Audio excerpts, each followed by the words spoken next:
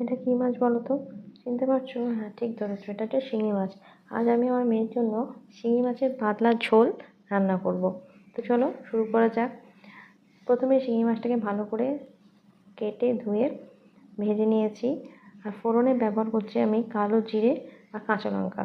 তোমরা যদি কাঁচা লঙ্কা স্কিপ করতে চাও তাহলে সবজির সাথে গোলমরিচের গুঁড়ো ব্যবহার করতে পারো। আমি কিন্তু কাঁচা লঙ্কা ব্যবহার করছি ঠিকই, কিন্তু এটা গোটা অবস্থাতেই থাকে, সেটা ঝাল হওয়ার কোনো সম্ভাবনা নেই।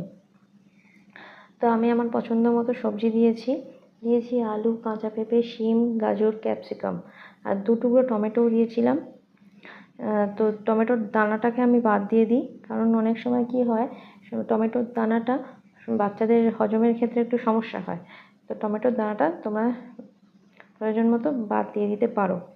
এতে মশলা হিসেবে আমি দিয়েছি সামান্য নুন, সামান্য হলুদ গুঁড়ো, জিরে গুঁড়ো যেটা আমি বাড়িতেই তৈরি করি, একটু আদা বাটা আর 2 চিমটে ধনে গুঁড়ো দিয়ে ভালো করে সবজিটাকে ভেজে নিতে হবে যতক্ষণ না মশলাটার কাঁচা গন্ধ যায়।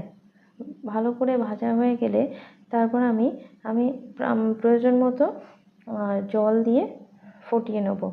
জলটা আমি একটু বেশি করেই দিচ্ছি, কারণ এই সবজিটা আমার মেয়েকে আমি দুবেলা দিই, দুপুরে খায় আর রাত্রে খায়। তো যতক্ষণ না জলটা ফুটছে ততক্ষণ একটু অপেক্ষা করতে হবে। এবার জলটা যখন ফুটে যাবে তখন আমি ভেজে রাখা মাছটাকে তার মধ্যে দিয়ে দেবো। এবার মাছটা ওর সাথে একটু ফুটে গেলে আমি কড়ার এই ঝোলটাকে প্রেসার কুকারে শিফট করে দেবো, কারণ আমি শুধুমাত্র কড়াতে সবজিটা ভেজে নেওয়ার জন্যই ব্যবহার করি। এবার প্রেসার কুকারে শিফট করে দিয়ে আমি সেখানে 6 থেকে 7টা হুইসেল দেবো। 6 থেকে 7টা হুইসেল দিলে ঝোলটা মোটামুটি ভালোভাবেই তৈরি হয়ে যায়। হুইসেল দেওয়ার পর আমার ঝোলটা রেডি হয়ে গেছে। দেখো কেমন লাগছে। তোমরাও ট্রাই করতে পারো তোমাদের ছানাদের জন্য, দেখো তাতে খুব ভালো লাগবে ঝোলটা খেয়ে।